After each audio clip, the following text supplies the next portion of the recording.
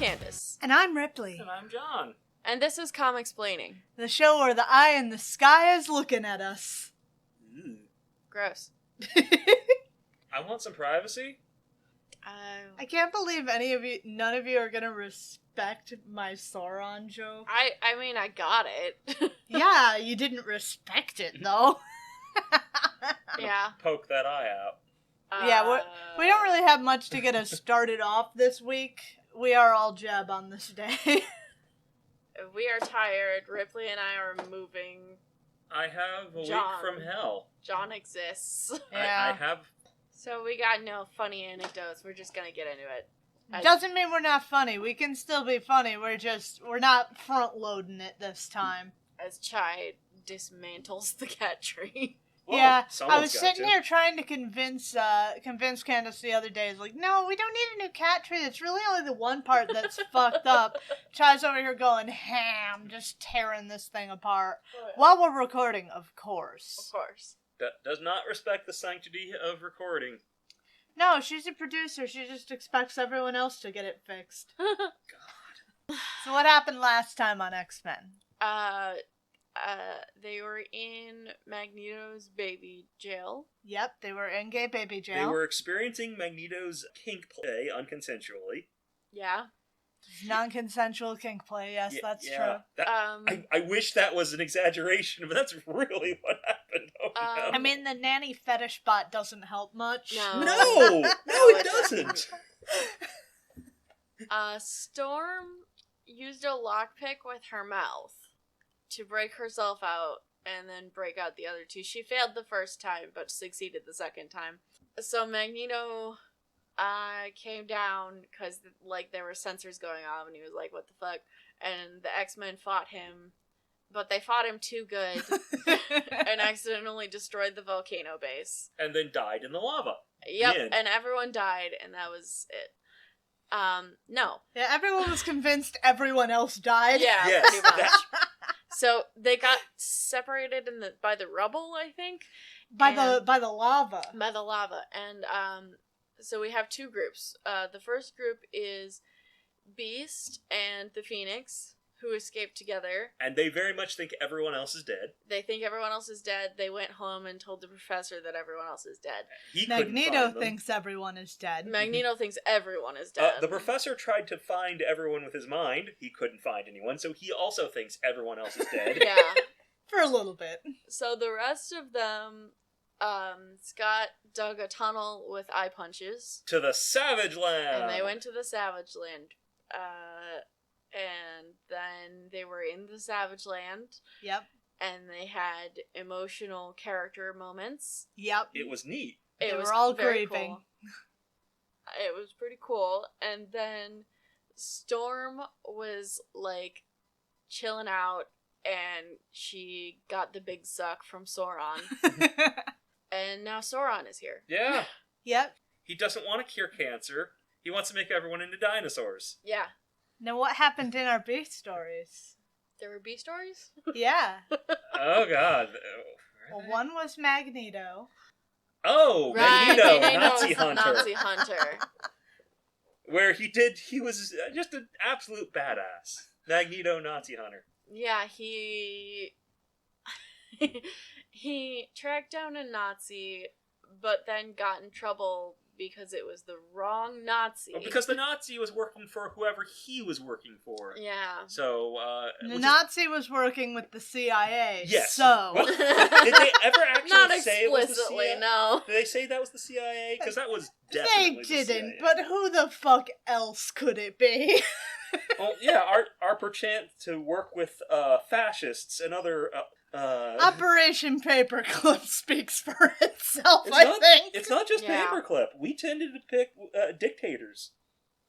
That, Yep. military dictators and the like, and, So they came and they They killed his doctor. Yeah. And then his doctor girlfriend. His doctor girlfriend. yes, he was not happy about this. No. Well, they exsanguinated her on top of him. Yes. So, I imagine he was not very happy about that, And- no. Isn't that what basically made him evil? I think that was one of the many steps where he was like, okay, fuck working with the system, Magneto time. Yeah. And basically, he, like, fucked up his handler or whatever. Yeah. Then just, like, yeeted him off into the stratosphere. Yep. And there was the other B story. Was that the bad one? That was the bad one. Oh, this was the, Aurora is having a weird time with zombies. Aurora went on vacation and accidentally dropped acid. Right? She had a time with zombies, and her major problem was employment conditions, not, they're dead. Yeah. They're dead, guys. No, what This about... could make for some seriously exploitative labor What practices. does this do to the labor market? What the fuck was that? I'm remembering it now. It was nearly incomprehensible. It was incomprehensible. Well, nothing happened, and everyone died except for assumedly Aurora and that lady who was there mourning her husband. I mean, the zombies were explicitly dead. And it had no effect on anything whatsoever. Correct. Alright, well, now we can get to today's silly nonsense. And I've already got a space. Savage Land time! Yeah, I can't argue that one. We're even on the cover here. Enter Sauron. For our first issue, we have X-Men 115 from August of 1978. Written by Chris Claremont, penciled by John Byrne, inked by Terry Austin, colored by Francoise Mouly, and lettered by Rick Parker. Do we know that colorist? We do not, but she Oh. I have heard some things about her. She is my girl crush, so... Do tell. As of last night. I will, but I do have to finish the credits. We're going to be using the classic X-Men version as usual, so we're featuring some pages with pencils by Kieran Dwyer and letters by Tom Orzechowski. But let's get to Francoise Mouly. She's a new name for us, and she is a big fucking deal. I don't know where to start, honestly. The fact that she's been the art director at the New Yorker since 1993, approving all those fucking iconic covers. Oh, damn! Or the fact that her marriage to other goat, Art Spiegelman, by her marriage, she is actually written into the text of Mouse. Oh. Or the fact that they have this amazingly sweet love story where, like, to avoid being deported back to France because she was coming to visit and then there were some shenanigans because of an overstay in the past. And so it was a big deal to Art's dad that he marry a good Jewish girl. So even though Art was going to tell him to sit and spin, she was like, no, let's get it fixed out. So, like, he arranged through a reform synagogue a special 6-week Judaism conversion course. You skipped the part where he, like, went down to the immigration office and was proposed on the spot. Oh, yeah, my God. I did, and she did that. She did that, and it was all because of that, and neither of them were particularly religious. That is all kinds of shenanigans. Rom-com bullshit. Or there's the fact that she's also been, like, a huge advocate for using comics in education. Nice. And she also did a lot of work pushing forward using colors to denote mood in comics. She's, like, the best. I'm in fucking love. How long do we get her with Chris? I don't know. I don't recall seeing her all that often. It seems like she may just be kind of in on this one, but hopefully we see her again because I love her. It's not subtle, I can tell. We open up where we left off, the miraculously reclothed X-Men just bursting onto the scene. Oh yeah, somehow they got their clothes back. Except Banshee. Yeah, Banshee just didn't bother. Right. Which is really weird. I'm really confused about the art choice there. Mm-hmm. Like, if everybody else is miraculously back in untattered clothing, why not Banshee? And it's very clear, Banshee is in tattered clothes. Look at his boot. He's wearing the local garb. Mm-hmm. And Sauron crouches over his unconscious victim, Storm. He gloats, and since Wolverine has the impulse control of a toddler, he fucking leaps at Sauron, claws out, and ready to get him for his attack on Aurora. Wait, Sauron has a gun? It would appear so. Sauron just has a gun. Sauron, but with a gun. What the fuck? I don't See, I was gonna point out that he called Aurora a she-mutant He for did. seemingly no reason, He but the did gun feels a lot more pressing. Sauron having a gun seems... I can't believe that you're gonna come out against this man's right to bear arms in the middle of a crazy jungle full of dinosaurs. Look, I know. there is no government in the Antarctic. No one has the right to say he can't have a gun. He innately has the right to bear arms unless someone tries to stop him. But he zapped power from people untouched. What does a gun help? If anything, a gun is actually a detriment. Right, it's not very useful to his purposes. It's like giving Spider-Man a baseball bat. Hey. It might be funny, but Hey. it's not useful. Hey, why does he have eyebrows in his pterodactyl form? I don't know. Many questions that we don't have answers for yet, and maybe we will uncover. We will discover why he has eyebrows. Bushy eyebrows. Well, Scott's calling at Wolverine all the time. It's like, no, fucking don't do this! Because it puts him exactly into Sauron's sphere of influence. Uh-huh. So he doesn't listen, he calls Scott a coward right up until he looks into Sauron's eyes, and Sauron hypnotizes him into seeing his friends as living horrors. So the same playbook. Because he does that. Yep. So that's fun. That's fun. This is really working out for you. Now, a hypnotized Wolverine has about as much impulse control as the regular kind, so Yeah.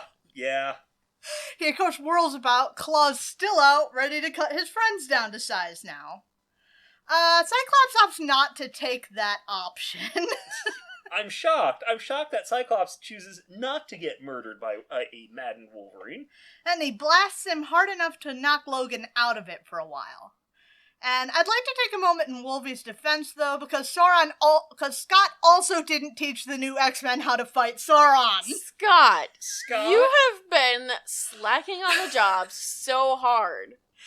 It's like it's been all routines and he hasn't bothered to tell them anything about any of their enemies. For real. Scott! Well, they're all defeated. Sauron's dead now. We don't have to teach anyone about Sauron. He could never come back. But what if you'd have to deal with someone like Sauron? I mean, that would be a very specific case where everything would apply. But yeah. And we never see people with similar powers, ever. No. Scott does at least fill Banshee in, though, before Sean takes to the skies, baffled that Sauron doesn't know the infamous Banshee. If anything, it looks like Sauron is shocked that someone else can fly. God. Which would be strange considering he was hypnotizing Angel for, like, half of the last time we saw him. Well, it seems like he's mostly confused by Sean's outfit, which is, like, same. Yeah, maybe fair. Because, Sean didn't get dressed for some reason. He decided, no, I'm good. He decided, hey, Aurora just screamed, and that seems more important than getting dressed. So, If only he could scream his clothes back on. That's what happened! Yeah. He just screamed his entire costume off by accident. And now he has to wear these rags. You scream too hard, man. It happens. But he does intend to make his introduction to Carl. I forgot his name was Carl. Yep. No. He blasts him back while the rest of the X-Men deal with their friends. Psyche briefly checks on Aurora while Kurt opts not to let Wolverine drown. He'll be Solid fine. of him. He'll be fine. He'll be fine. He's Wolverine. Wolverine might have been playing possum, though, because as soon as Nightcrawler gets a hand on him, Logan backhands him, but good. Oh, no. I told you, he'll be fine. Let him drown. And that's just as Scott is getting in position to help back up Banshee, blasting at Sauron. Wolverine comes up fast from behind. In his eyes, he sees a monster attacking Jean. He tackles Scott to the ground, pinning him there as he winds up for a final slash of his claws. But despite the hypnosis, that pang of mourning speaks, reminding him that Jean is dead. Oh yeah, I forgot. They also think everyone else is dead. Correct. Yeah. It's the moment of hesitation Psyche needs to blast Wolvie off into the jungle to be future Scott's problem.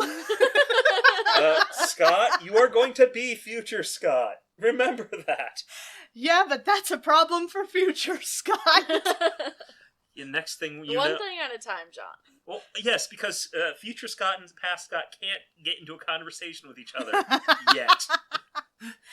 With one last ball to juggle, Sauron thinks he's got this even more made in the shade than before, and he decides to get the leader man out of the picture as well, unaware that he's being lured into position between Cyclops and Banshee. They both let loose, and it's enough to stagger the evil eye in the sky.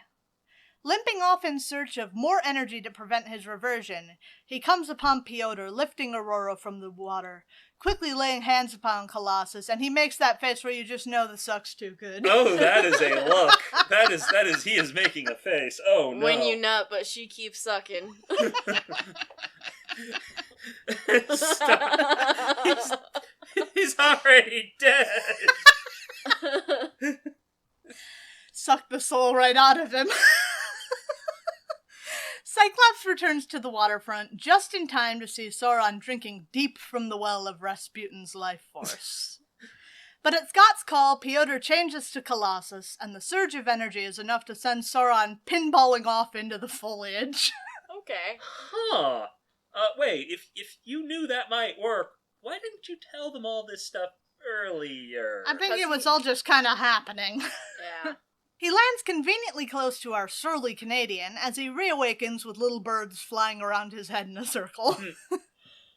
He prowls off into the direction of the ruckus, coming upon Sauron mid-transformation back into Carl Lycos, of search engine fame. Oh wow, that's a callback. An old callback. I'm just waiting for my chance to drop Alta Vista. Wolverine draws back his hand again, ready to end this fight permanently, when suddenly, on a conveniently placed ledge, appears Kesar and his big old pussycat Zabu. Kesar, could you wait a sec? Could you just wait a sec? Let Wolverine He do can't, the thing. because he doesn't want to, because he's here on behalf of Carl. No! Logan's not exactly impressed, but finally Sean and Scott do catch up with him, and that's good, because they're exactly who Kesar was looking for. God. Of course. I'm assuming he heard they were here and he was not just wandering around like, I sure hope there are some X-Men around. Right. Back in New York, Jean is really struggling to come to terms with the loss of her boyfriend as she packs her bags once more. This was more Scott's home than hers. His family, and he'd done his best to protect them all, but when he needed her, what had she done? She explodes in her grief into the Firebird of the Phoenix, crying out, "What's the use of having such power if I can't use it?" Her hair looked really weird on that last panel. She then lets the Phoenix carry her thoughts away, just down the hall where Professor X sits at his desk, lost in thought and grief. Jean feels his thoughts drift through her mind, his grief. She could know more if she wanted. She doesn't want to, and the knowledge comes anyway. Despite his vaunted abilities, they're nothing against the might of the Phoenix.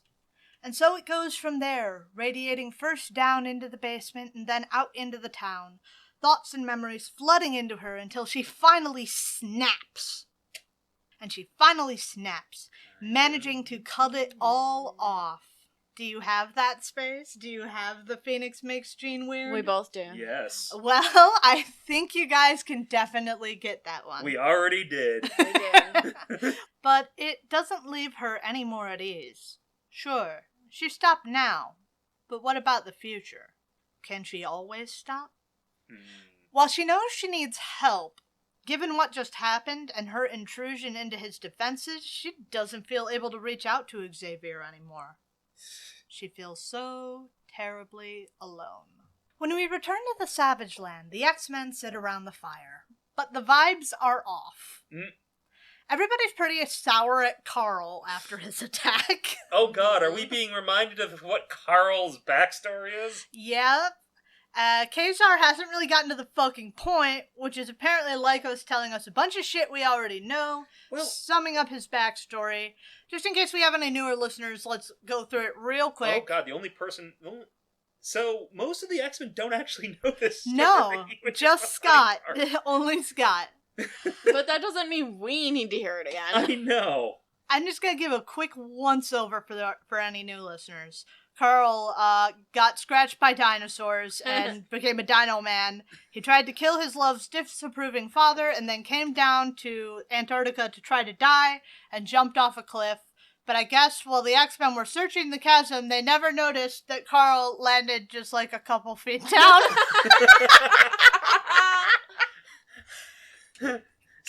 So hold on. Carl isn't actually a mutant. Mm-mm. No. He's a guy who got scratched by a dinosaur. Yep. Several dinosaurs, to be fair. What is Scott holding? No, he's not holding anything. His shirt ripped back open. Alright. It just looks like he's holding something. Well, you know what it looks like he's holding. Oh. I thought it looked like he was holding out a fucking chicken drumstick. Well, at first I thought it was a sausage, but then I'm like, it kind of looks like a furry penis. So we don't all know what it looks like. We all have different answers. There is a potential furry penis in the room. Potentially. I kind of feel like the X-Men weren't really giving their A game when it comes to looking for him, but the Savage Land offered Carl the option to become the Edward Cullen of energy vampires, feeding only on animals. And walking around shirtless. Okay. And then the other day, the funniest thing happened. He ran into this procession of worshippers, headed by a beautiful woman garbed in red, Zaladane. This is a reoccurring character introduction because we will meet Zaladane again. I was gonna say, she looks familiar. The so cartoon. does this rock man. It's the cartoon. I know. I don't have that one either. And Zaladane is here as a priestess to a being called Garok. Because as you see, there's a prophecy that some dude will come from the outside, and that means Garok can be born into the existence. I hate to break it to Zaladane, but this happens all of the time. Yeah, this isn't the first time people have come from beyond. Her hair is stupid. It is really stupid. Tell me that's not actually her hair. Because here's the thing, though. Because we know it happens all the time because the dude she's talking about isn't Carl. Oh, God. It's some other dude, Kirk Marston, who lays chained to a giant stone slab. And I don't know what Kirk's deal is, like if he's a graduate student or what his fucking deal is. Apparently this is tied in with what's going on in Kazar's book. Oh, okay, sure. Alright. But she smears Kirk's chest with a holy oil, and Marston's body is engulfed in a brilliant light. When the glow fades back, Kirk has major male pattern baldness. Mm-hmm. And stone skin. Well, yeah, there's that, but, like, look at that hair. That's, that's a bad look, my guy. You used to have so much more hair. Just shave it and act like it was intentional. Yes, this was clearly a choice, not, something that happened. You're not gonna comb that over, honey. Anyway, from Kirk was born Garok, the petrified man, and Zaladane's like, Garok, things are bad. Your people need you. And Garok's like, you're probably lying, but okay, show me. So she leads him out to an overlook, peering out over a massive sci-fi city. Before the eyes of both Carl, creeping in the brush, and Kazar, caught in battle with the denizens of the city, Garok hits it with beams, and the city just fades away to nothing. Okay. Right, so Garok saved the day, so what the hell does Kazar need the X-Men for, right? I guess, also, Sauron has the gun still. Yes, sir, he does. Did he have a gun when he came down here? He must have. I guess so. It's all that makes sense. Did he? And Sauron, was he just gonna shoot Tanya's father? He definitely didn't get the gun in the Savage Land. Right. Yeah. I don't recall him having a gun, but I guess he must have. I don't know, but I feel like at this point, Sauron could have solved whatever problem is happening in front of him with the gun.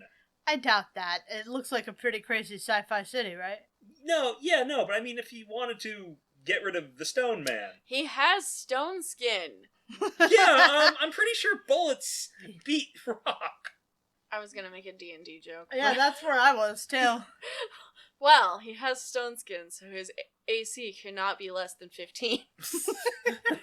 Well, it seems that Garak wasn't so much a hero as he was a conqueror. Gasp. Shock. Because it's not long before we're building a giant city in the middle of the savage land with slave labor and trying to make everyone live there and killing everyone who doesn't want to live there. Mm-hmm. Because peace. Yep. Yeah, that's how peace works. That's the it. Dr. Doom method. And the American foreign policy method. True. Kazar wants to put a stop to it. Several of the rowdier X-Men are down to clown, but Cyclops denies Kazar the help he asks. Sean has his clothes again. He does. Where did you... What? Maybe they were just getting repaired. He screamed them back on. Much to the frustration of his teammates, Scott explains that with all of his X-Men gone, Charles Xavier is vulnerable, and if they made it out, Magneto very well could have too. They need to get back home first, and then they can come back to help Kazar. Because, he's sympathetic, he's just like, we gotta take care of this. As they leave the village, it's cold comfort for the X-Men.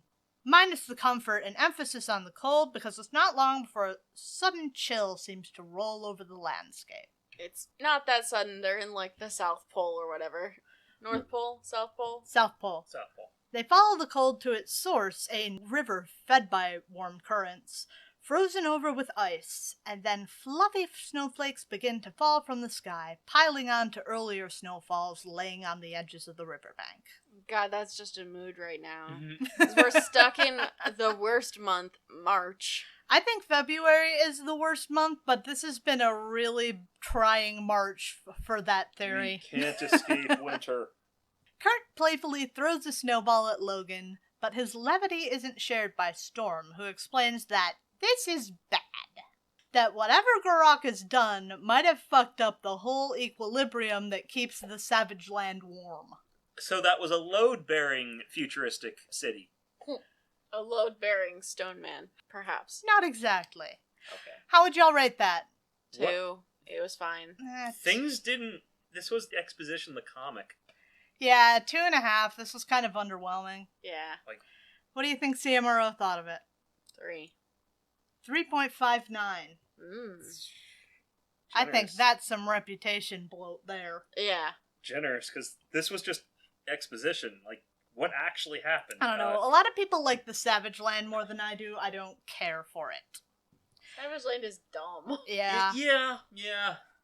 Next, we have the B story from Classic X-Men 21, written by Chris Claremont, penciled and inked by Bolton. James Bolton. Colored by Glynis Ween, and lettered by Tom Orzechowski. This man, whoever he is, his proportions are so off. Well, In so many ways. let me tell you who that is, because that's Pyotr Rasputin, baby. Great.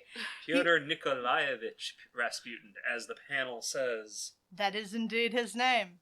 He is not made for the Savage Land. It's too fucking hot here. Yeah. The irony, he's not made for the South Pole. Even his attempts to draw are stalled by sweat-dampened paper. Wow. Though I really want to know where he got his fucking sketchbook from. Where did that... How did he... What? Where was he keeping that? He screamed it into existence. Oh my god. He doesn't have that He power. can't do that. It's fine. He fantasizes about the cold of a Russian winter, as the heat overcomes him to the point where he mistakes several passing women for just people he knows. Anya from the ballet and his sister, and then after a moment he shakes it off and he's like, okay, no, the heat was playing tricks on me? What the fuck? Luckily, since Anya isn't actually here, he can go back to angsting about Anya not being here. That's fun. And luckily, a shrill scream soon cuts the air so he can stop thinking about Anya not being there altogether. Good. He rushes off in the direction of the cries. The women who passed by not so long ago are now doing their best to escape from a giant T-Rex hiding behind a nearby tree. They're hiding, not the T-Rex. Those women are hot. They all have mohawks for some reason. I think that's just like what the fall people do. Yeah, they're cool. I like them. Piotr is not a dude to stand idly by while pretty ladies are in danger, so he tries to muscle up, but suffers from some performance anxiety. Wow. I mean, I know it happens to, like, every third guy or so, but wow, I never expected him to be one of them. We're breaking stereotypes here. Yeah. And so he settles for throwing a big rock at the dinosaur. The king of dinosaurs treats him with about as much regard as a flick of the tail, flinging him into the water. One of the women rushes into the clearing before Piotr's horrified eyes. At some point he acquired an axe, but I guess we're going to ignore that, because he now scales a tree with his axe, trying to reach a better vantage point from which to leap onto the great beast from. Before he can come to her rescue, though, Rexy ducks down, snapping the woman up into his jaws. Yeesh. Whoops. Colossus lands atop the beast's back, swinging his axe savagely into the big lizard's eye. And the dinosaur drops her before toppling forward, crashing down into the pond, with Piotr bailing out at the last moment. With old Rexy taken care of, Piotr can check on the women. One of them, Neril, is grateful for his rescue, along with her friend Fahi, though she grieves for her lost friend, Shakani, with a public cremation ceremony following that evening. Afterwards, Piotr really struggles to sleep, his mind twisted in nightmares of the Tyrannosaurus Rex and Shikari. He's startled suddenly from sleep by Neril and Fahi, and they explain that there's one more part of the ritual to lay Shikari to rest, and they lead him away past a smirking Wolverine, the girls giggling all the while. Oh my. So they row a boat over towards the bog where Shikari died, and when they arrive, Rasputin asks what they need him to do, where they make it clear that they want Russia's greatest love machine, carnally. Rah, rah, Rasputin. Indeed. Neril explains that the idea is to, out of death, bring new life into the world, and Piotr's like, hey, I'm not going to be able to stay around and provide for you, you should find a local guy. I'm not ready to be a dad. But Neril's not having it. Though Piotr is doing his best to fend off the women, they are thirsty. Piotr, I mean, if you're into it, it's okay. You can have guilt-free sex. It's allowed. It doesn't matter that he's an outsider. Children belong to the whole tribe. Then the Tyrannosaurus Rex rises back out of the bog, so the discussion is tabled for now. Okay, if you kill it this time, have sex. You would deserve it. You earned it, buddy. Rexy's back for revenge, and Piotr is left without any weapons to fend the giant beast off. And so he transforms into a giant gleaming colossus, forcing the Tyrannosaur's gaping jaws open. The dino topples to the ground once more, and Piotr finishes the beast off, dreading the sure-to-come fear from the ladies. And look, I'm not one to give Freud credit, but I feel like we're having some things that could be read into this. Piotr earlier suffers from performance anxiety, and now manages to overcome his performance anxiety in front of these women begging for the D. He has risen to the occasion. Standing at salute. He finishes it off, but he's in dread of the sure-to-come fear from the ladies. Ashamed of himself, he confirms that this is him, but Neril and Fahi are not turned off by his differences, and they finally take the burly Russian to bed. Oh boy. Oh my. Oh. A story explicitly just to say Piotr fucks. Piotr does indeed fuck. It seems like this is a point that Chris really wants to make clear. Well, okay. I mean, on a more serious note, it is kind of character development. Like, with Anya happened, and now this is kind of him moving past that. I do like that. Women who aren't afraid of his rigid metal form, his gleaming, rigid, stiff Look, metal size form. queens are a thing. Oh my god. How would you rate that? 5 out of 5. The man fucks. The man had a threesome. Oh boy, did he. It's hard not to give him a 5 out of 5 just for that, frankly. 3 out of 5 though, because what the fuck? Yeah, agreed. Character. Character development, Colossus fucks. What do you think CMRO thought of that? 4. 3.09. Wow, they Wait. didn't like it. You're telling me they liked that less than the exposition dump that was The last one, the last correct. one? Wow. Because the problem with exposition dumps is that, especially backstory exposition dumps, is that these aren't things that are happening now. These are things that have already happened, and we're just hearing about it. Right, it was not very gripping. I don't enjoy that. What I do enjoy is this fucking cover, which is one of my faves, like Whoa. all-time faves, with the coloring on Colossus. Wow. Oh boy. Oh boy. So this is X-Men 116 from September of 1978, written by Chris Claremont, penciled by John Byrne, inked by Terry Austin, colored by Glynis Wein, and lettered by Tom Orzechowski, Still only 35 cents. with some pages with pencils by Kieran Dwyer and colors by Petra Scatesi. Piotr couldn't even say fuck doors. There weren't any doors. No, not many doors in the Savage Land huts. In fact, not a whole lot to hit bingo on in the Savage Land. No. Other than the Savage Land. Yes. I don't have the Savage Land. Do you think I could get the Greater Westchester Polycule because of Wolverine and Aurora? Because he's like, this is for hitting Aurora. Oh, I don't know. I feel like that's pushing it. I don't know. I think Piotr fucking But- is a better case Piotr for... fucking, on the other hand, I think you can make a case for, especially because... I know. It was a threesome. I know. No. This will eventually become a relevant fuck. Oh shit! It's right. a new life indeed. Piotr Rasputin enters teen fatherhood. Oh god! Oh god! Is he a teen? I think he is a very late teen. 19? 18 or 19, yeah. I don't like that. He should be like 25. Yes, I agree. Hard agree. At least. I think he's the baby of the bunch. Okay, that's wow. How old is Scott? I don't think he's all that much older. Early 20s. Early 20s. Okay. That's the feeling I get from pretty much all of them except for, Banshee. yeah, Banshee and Wolverine are Wolverine. obviously older. we Well, know- Wolverine is a class of his own. Wolverine's not. Wolverine is the The outlier. Yeah.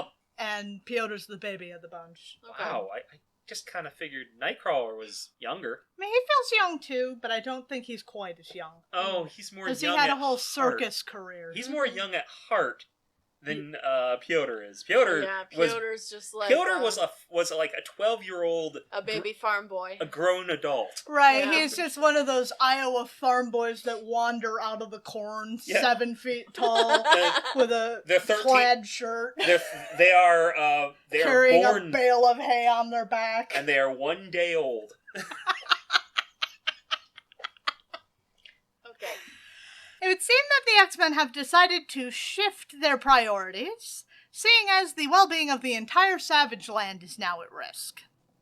And now, from a nearby cliffside, they look down on the magnificence of the city of the Sun God.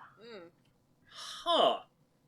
Their arrival hasn't gone unobserved, though, and moments later some Savage Landers mounted atop flying dinosaurs swoop in, demanding their surrender. The Flyers join them in the sky, though in her still weakened state, Storm isn't exactly having a great go of it. Ugh. Kurt comes to her defense, fending off one of the Beast Riders, but in his absence, things quickly take a turn for the worse for the rest of the group. One of them hits Cyclops from behind before scooping him up. Another of the giant sky beasts tightly coils its tail around Colossus before taking the Rusky off with them. Banshee gets caught in a net. That he can't scream off? What? Is age-old enemy, a net. And then he is used to knock Kazar off a cliff, where he is also scooped up by one of the dinosaurs. Competence from the X-Men! Great job, guys. And so the Beast Riders fuck off with their captives, heading back for the city. But they're being attacked by several pterodactyls, so they should be turning into dinosaur people. Well, they're taking on like one pterodactyl at a time each. That's different. Okay. I don't know, Piotr has his lovely metal skin, now that he no longer has performance anxiety. That's true. The rest of them, though. Yes, the rest of them should also be turning into dinosaurs. Wolverine at first growls out a warning that these guys are going to be back just as soon as they can drop off their precious cargo. But Storm reassures him that they will not. She's created a strong wind to help fend off any further attacks. The X-Men are pretty much all agreed they're going in after their friends. But that leaves Zabu. Logan steps away from the group to talk to the big old pussycat, petting Zabu and explaining that he can't come along with because he's very conspicuous, before asking him to go off to bring the fall people here. Is this Wolverine's affinity for nature? Yes. Unquestionably. Storm and Nightcrawler are watching this like, okay, yeah, see how far that gets you. About up until Zabu pads off back towards the jungle. Amazing. Secondary mutation. And Logan's like, ain't no thing. No, he has speak to animal. Yeah. Continuing the D&D jokes. Yes. They then descend the cliff in search of a way into the city.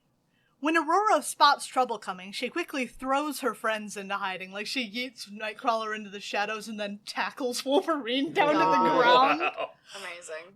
Fucking great moments. Love it. You love seeing Aurora getting down and dirty a little, right? Yeah. For a long moment, they wait for the flyers to pass by overhead, but eventually the danger does pass. They're all of the agreement that they cannot afford to be seen. So Aurora works up a faint fog to help mask their presence, but doing it strongly enough to completely obscure them would be kind of suspicious, so that alone is not really going to be enough. Eventually, a guard bars their path. There's no room for any screw-ups, any chance to sound the alarm, and it's game over. So Logan does what has to be done. Oh my god. Much to the distaste of his friends. Wow. With the coast clear, though, the trio enter into the city's waste facility through a big, creaky door. Is this the first time Wolverine's killed a guy? It's definitely not the first time he's tried, but Yeah. I think it's the first But time is he's this- actually done I it. think it might, yeah. It's like Well, last episode we got Thor killing people, and now Wolverine just kills a guy. now Jesus it's Wolverine's Christ. turn. I mean, it's not like these aren't characters that from the word go were not killers. They both had bodies to their name. For sure. But It's the first time it's happened on screen. Yes. Right. I want to talk about this creaky door, though, because didn't they just build this fucking place? Did it needs oil. Did he specify that he wanted a creaky door for, like, in case that's, like, the thing that tips off the guards in the stealth level? They all come running? Man, it's these fucking new constructions. I'm sure the electrical wiring is all bullshit, too. It's not to code. I think he definitely hired a contractor. Uh-huh. None of it is to code. And then that contractor subcontracted it out, so the Right. whole thing's a mess. Good luck trying to sell it. It's one of those subdivisions where you just have, like, a catalog of options to pick from. It's that one from Poltergeist where they built it over the Native American burial You are going to grounds. lose Yeah. so much money trying to sell this thing because it's so out of code. It's that house from Paranormal Home Inspectors where they found, like, exposed wires and shit Oh my because god. it was built in the 90s. As most houses in the 90s are. God, Brian is a saint. We'll never forget you, Brian, from Paranormal Home Inspectors. So, yeah, the problem with this whole way in is that it completely overwhelms Wolvie's senses. Because it is a garbage heap. That makes scouting ahead Kurt's purview. Logan gestures ahead for him to bamf back if he spots trouble just a moment before a velociraptor Well. chops down on his entire arm. And that was a mistake. That was a bad move, yeah. Logan extends his claws, and that is the end of that. We really are Yep. leaning into Logan kills. I mean, to be fair, if a dinosaur tried to eat your hand and you had knife hands... I think that, yeah. I mean, you're Probably not solved wrong. the problem. You're not wrong, but we are really leaning into Logan kills. Well, I mean, good. Well, Scott's not around, so there's no one to stop him. Oh he my can't god. say, hey, knock it off. God, you're right. He doesn't have his water bottle on hand. All this time, the no spray. The reason Logan hasn't been killing people Bad. isn't because this is a comic where Logan can be threatening but doesn't kill people. Bad Logan. But literally because Scott was there. Well, the rest of the pack close in on the X-Men, but Storm sweeps them down the tunnels with a rushing flood of waters. I like that she mentions back to where she thought of this idea from that thing back in Valhalla Mountain, or whatever the fuck it was called. Undetected, they scour first the underbelly of the city, then the slums, then the nicer areas, but there doesn't seem to be anyone around. Huh. So this is one of those pop-up cities where no one's actually moved in. Oh god, it's one of those cities in China where they like build an entire city but no one moves in. People do tend to move into those. After. Eventually. Yep. But there are other... Oh god, there was a Southeast Asian city that was made to be a capital city, but no one's really moved in. Wow, holy shit. Yeah, we're talking like 5-lane roads each way. That seems like they're barely used. An urban explorer's paradise. Yeah. I want to go. What the fuck? Oh god, I go and take like a Segway tour. Soon the reasoning for the quiet is revealed, as the entire population seems to be assembled in an enormous stadium, gathered around a central dais. At the front towers a massive likeness of Garok's face, and center stage, Khazar and their friends are bound to massive poles, their public executions the night's entertainment. Ah. Great. So, we cut the halftime show. Okay. Yeah, I don't know what this board is, but like... Hell of a halftime hell show. of a halftime. I mean, that's what you're really here for. That and the commercials.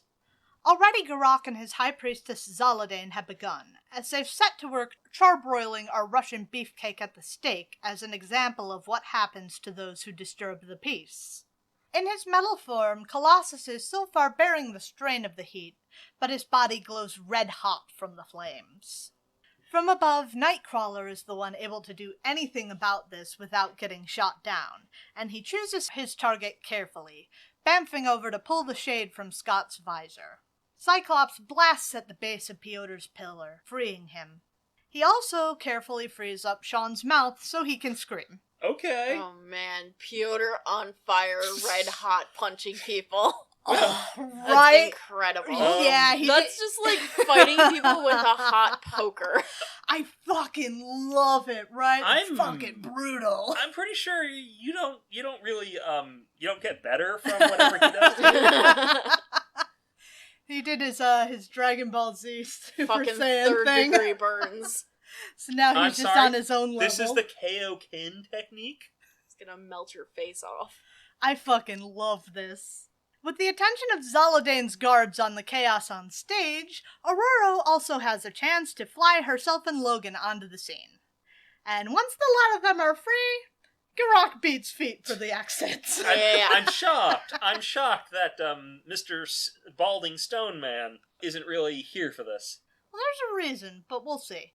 Scott, seemingly the only of the X-Men to have noticed Garok's retreat, gives chase. Rocky's inner monologue reveals that with all the power expenditure it took to make the city, he's no stronger than any other man at this point, so he's headed off to charge up his batteries. Wow. He's moving at a pretty good clip, too. Scott can't catch up. Still, he pushes on because he knows what's at stake here. I'm just going to read it because I think it's pretty effective and clear. The city is built over a geothermal heat sink that warms the Savage Land, acting like the seal on a gigantic pressure cooker. The city will never lack for power, but the Savage Land around it will die. Rip. Once Scott catches up with Garok, it's clear that he may have bitten off more than he can chew, as an energy grid is filling up Gary's fuel tank. Oh dear. Garak shoots off his beams at Cyclops, but Scott manages to catch him dead on with his own optic blasts, the two of them holding even. Now it's Dragon Ball Z. It really is Dragon Ball Z. Down below, the X-Men feel a thunderous rumbling begin to shake the arena to pieces. Still the pair are evenly matched. Banshee and Storm wreck themselves a tunnel to freedom before they can be entirely entombed in the quickly crumbling city. All of a sudden, something gives. The destruction reaches the site of the standoff, and Garak and Cyclops plunge into the cavernous thermal shaft below. Suddenly, Banshee scoops up Scott from behind, Storm following further down into the abyss after Garak. Okay. The heat is immense and only building. As the further she goes, the more the heat grows. The choking fumes and darkness of the tunnel seeming to close in around her, even as she's nearly within grasp of Garak's hand. And then she snaps, recoiling in fear from her claustrophobia, and he is lost. Rip Rocky. Outside, the X-Men and however many people could evacuate out of this fucking city have only just gotten clear as it begins to topple to the ground. For a moment, fear clenches the group as they realize Aurora was still in there. But a moment later, their anxieties are set at ease as she emerges safe and sound and alone. She sits down far from the others, still trying to grapple with her own emotions, and Wolverine warns the others away from bugging her. A few weeks later, and the Fall people have fashioned up a boat for the X-Men to attempt to make for home in. That's not an easy trip. Scott then uses his I-beams to push the little craft out through a tunnel into the ocean proper. Oh my god! I mean, he did that in Champions, too. You've seen him do Yes. that. That's so dumb, though! He uses his eye punches to propel the boat. And he pushes them out this little tunnel into the ocean proper, but outside a storm is raging, tossing the little boat about on the waves. Where they could still die. Yep. So how would you rate that? 3. It was weird. It was fine. That was a weird story. I'm at a 3. I think it was a much better story than last time. The action was paced well. It was It was fun. I liked seeing them split up to give everybody a little bit of a chance to do something. Actually, I'm going to go 3.5 because there's a lot of things I appreciated about this. But it was kind of a dumb story. I am not on board with the Savage Land. The Savage Land is annoying. Sauron is also annoying. Why was Sauron he there? Is dumb and annoying. Well, he was supposed to be helping, but then he didn't. Yeah, what the fuck did Sauron do for anyone here? He didn't. Why did he attack? I think he was kind of overcome by hunger. That, or he was trying to get the power to help Khazar. Ooh, that's interesting. I hadn't considered that. I like that idea. But he didn't end up doing anything anyway. No, he didn't. He was useless. How do you think CMRO thought about that? Also 3. 3.76. They really like the Savage Land.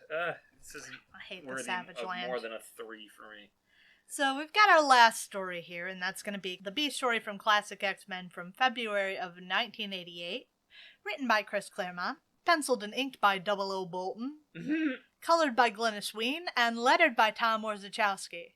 Now, I know that being involved in a national security advisor doesn't make you a secret agent, but I do think it's funny, so I'm gonna say it. God. Okay. I was gonna say, that doesn't make him a British Secret Service agent. Why should I care? The X-Men's time with the Fall People is coming to a close. But the idea was always that they would all be going. What? They weren't going to move in? One morning, though, Sean shouts out an alarm to his friends, and a lot of them rush to Storm's hut. And when they get there, there's no sign of Storm. Only a note explaining that she needed a little me time and headed off into the Savage Land to relax before they headed for home. Khazar is very worried about how some woman out there on her own is going to handle herself. But Logan and Scott both seem willing to let her do her thing, though Scott is more concerned about the matter than Logan is. Logan's like, she can handle it. It's fine. Storm soars up out of the water of a small lake before arcing back down into it once more. Though the motion is graceful, her mind is troubled. Aurora is still having some difficulty coming to terms with Garak's death. She'd lived her life committed to life, to never killing, but she wonders to herself if maybe she could have saved him, wrestling with the idea that in some cases, death is a necessary thing. I mean, what about that one guard guy? Could you have saved him, too? Well, she wasn't particularly happy about that. Her thoughts are interrupted, though, by a giant alligator. It smashes past her, scraping her skin open in places. Ooh. When the giant gator comes back for another go, Aurora notices a small figure stuck hanging from the creature's back by a harpoon. A young woman in some sort of diving suit caught up in the line. Storm doesn't have much breath left in her lungs, but she holds onto the beast's back, working to free the woman. She manages to cut her free, but she's become so disoriented in the process that when the sword breaches the water, she's still atop its back. And since it's her best chance to really hit it in her element, she hits it with a lightning bolt anyway, knocking herself unconscious in the fall. Rip Storm. She's then caught in fevered nightmare. She's a young girl wrapped in her mother's arms, until cruelly she's taken from her, engulfed in flame and then charred to a cruel skeleton, which morphs instead to the skeleton of the dinosaur. Her powers can't save her. Nothing can. But suddenly from the darkness, a hand is extended, and Aurora takes it. Okay. She awakens with a start, at first assuming it's her mother, but it's not. Instead, it's some woman in a weird headpiece sitting at her bedside. The woman, Marin, posits that this is another world. She asks what her name is and what the meaning, and Aurora answers with her name and that it means beauty, which Marin agrees with. It seems Marin is the woman that Storm rescued after she fell through one of the places where the walls between dimensions are thin. Aurora's first thoughts are on how to go home before realizing she's on a flying ship, which is pretty cool. She then jumps off the ship, revealing that the ship is actually a talking fox. What the fuck? I love this. And the talking fox's name is Sajim. Fuck yeah, it is. And he apparently likes Aurora for rescuing Marin. Sure. Marin is also apparently a warlord, but Storm is cool with that and helps her fight and also helps her save lives after the fact, and then also watches Marin pass sentence on the prisoners and also parties. Huh. Cool. What the fuck? This took a weird turn. Yeah. What the fuck? Aurora is very much beginning to notice changes in herself that she isn't quite sure that she likes.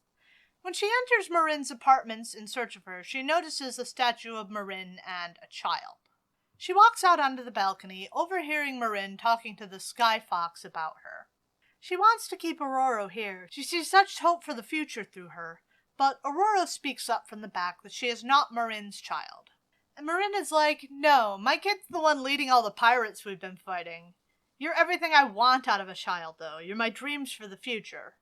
But Aurora declines, preferring to return home. It's hard for Marin to want to let her.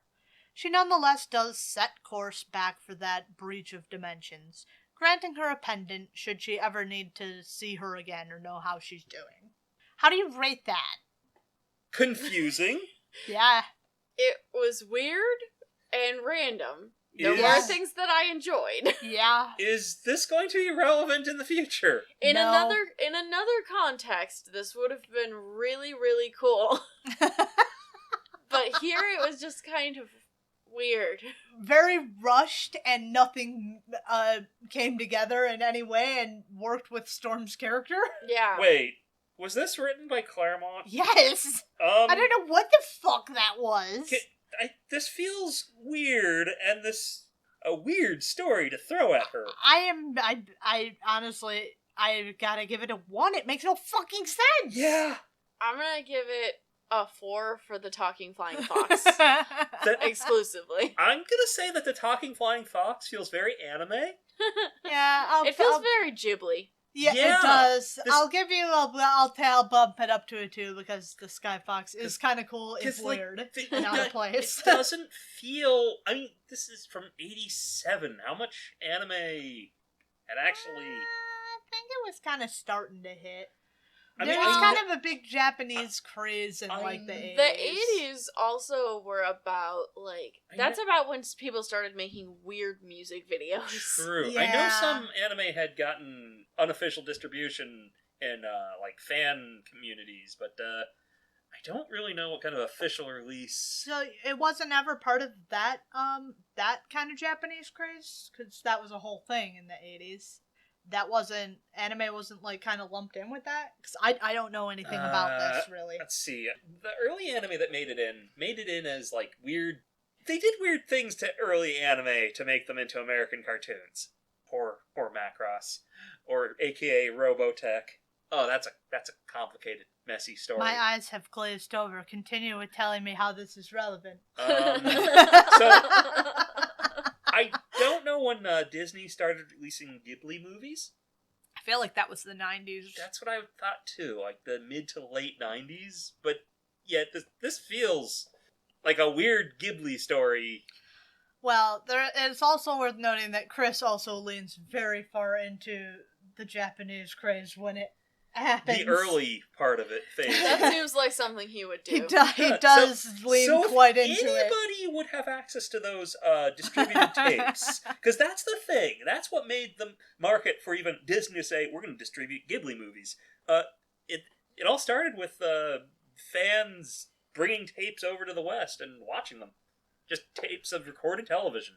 So, for all I know, that man had been watching anime for years by this point. The entire history I know of anime is Astro Boy was a thing, and everyone decided we're going to do anime now. That? I mean, then at some point, Akira came out, and then came over to America, and we were like, okay, let's do anime now. I mean, technically speaking, if you want to be weird about it, it does go back to Disney. It all goes back to Disney. And then a lot of, I know there are actually, I do know that. The Japanese saw Disney stuff and thought, okay, let's give it our spin. And that's one of the reasons why, especially earlier anime has a certain look to it. They were aping the Disney yeah, I know, house especially style. his name. I forget his name, but I know he was specifically doing that. I think I know who you're the Astro Boy guy. Yeah. Tezuka. Osamu Tezuka.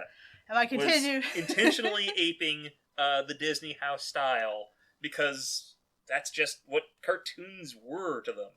And then in my continuing inaccurate history of anime in the West, they all decided, let's make a bunch of kids' cartoons. And then everybody watched Pokemon and Sailor Moon and Yu-Gi-Oh! For a while. I mean, I am oversimplifying. I am oversimplifying. That's what cartoons were to Japan, but that's the history of anime, folks, right there. That's exactly how it happened. Yes, that's how it all worked out. Astro Boy happened, and then Japan was like, okay, cool. And then Akira happened, and then America was like, okay, cool. But then they made a bunch of kids' cartoons, and then decided, okay, adult cartoons also. Sure. Let's go with that. Got that accurate. How do you think CMRO rated them? We got off track. I don't know. I don't feel like this is something you can rate. I think it's just like confusion. They rated it 2.48 though. That's somehow. Fair. That's although if this happened in the Savage Lands more, they would have rated it higher. God, fucking Savage Lands. You tell me that if this didn't happen entirely in the Savage Lands, they wouldn't have rated it higher. I don't have anything to say on the matter. I don't know whether people like the Savage Land or not. All I know is I fucking hate it. And the fact that this is completely irrelevant to anything that ever happens again. So anyway, that's our last story for the night. So if you want to see the fucking Sky Wolf, no, it's a fox, a Sky Fox. I keep thinking it's a wolf. It looks like a wolf. It looks more like a wolf than a fox. But like they do call it a fox, so I keep having to say it. Well, if you want to see Sijin, the Sky Fox, go ahead and hit us up over on YouTube, where we put out a video version of the show every week, with little clips of the stuff we're talking about. There are a bunch of cool things to see this time, actually. Some really stunning vistas. Remember to like and subscribe and ring that motherfucking bell.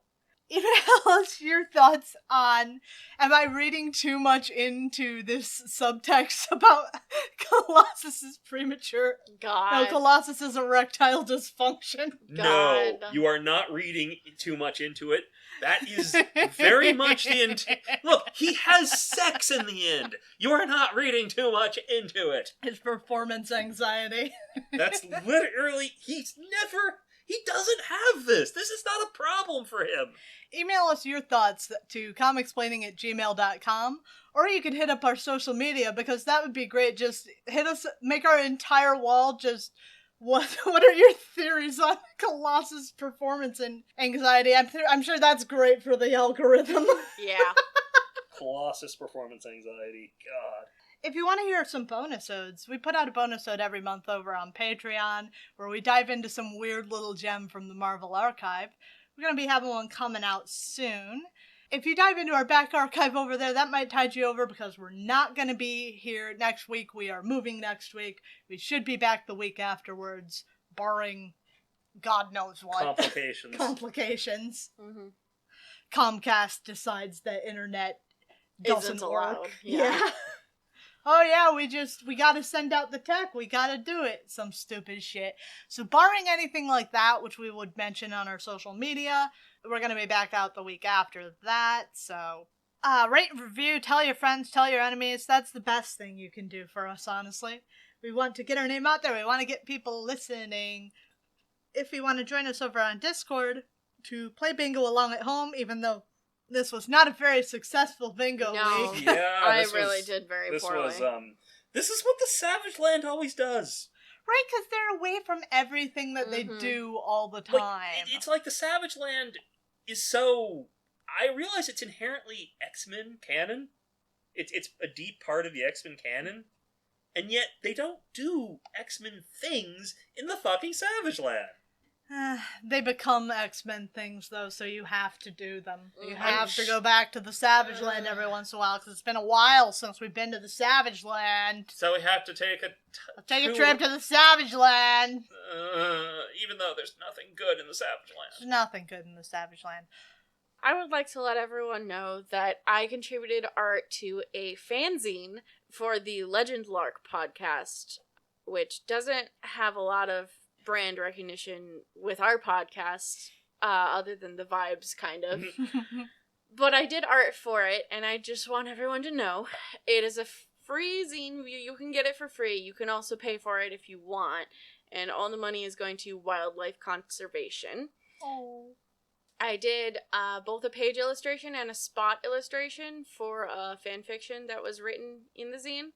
And if you are interested in looking at that because you are a wonderful person and want to support what I've done, and also all of the other excellent artists and writers who contributed. And also penguins and animals and panda bears. And also support some animals. You can get that at R2, the number, filzine.gumroad.com. And check it out. And also, if you're interested in Dungeons & Dragons or just really good stories, check out the Legend Lark podcast. They have way more listeners than we do, but yeah, they're good anyway. We're going to promo them to our 30 listeners. Yep. Hey, 30 listeners ain't nothing. And we're coming up in the world. We used to have 20. We used to have 10. Think about it this way. You convince 30 people to listen to you on a regular basis. If that happened in real life, if you were talking in front of 30 people, I would be able to form a union. Yeah, like genuinely though, if you could gather regularly 30 people to just listen to you talk, that's kind of a lot of people when you stop and think about it. So yeah, one more time, that link is R2 the number, filzine.gumroad.com. Check it out. Alright, that's it. We're going to be back at you 2 weeks from now, and we look forward to talking to you then. Bye! Bye!